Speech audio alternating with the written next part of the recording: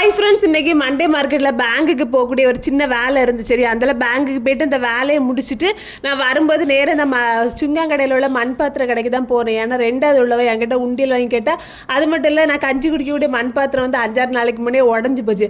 அப்போ அதுவும் சாம்பாருக்கு அப்படி இதுன்னு சொல்லிட்டு கொஞ்சம் 5-6 மண் பாத்திரமும் வாங்கிட்டு வரும் சொல்லி தான் உள்ளே போகிறேன்.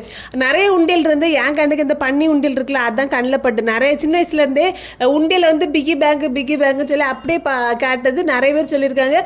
பன்னி உண்டியலில் பணம் சேர்த்தா நிறைய பணம் அப்படி வரமா கொட்டிட்டு வரோம் அப்படிலாம் நிறைய சொல்லி கேள்விப்பட்டிருக்கேன். சரி, அப்போ அவளுக்கு அதே வாங்கி கொடுப்பேன்னு சொல்லிட்டு தான் அது வாங்கினேன். போனோடனே இந்த உண்டியல் தான் என்னையை பார்த்துட்டு அப்படியே என்ன சொல்ல வெளிச்சமாக என்ன பார்த்த மாதிரி இருந்தது. அதனால தான் நான் அதையும் எடுத்தேன்.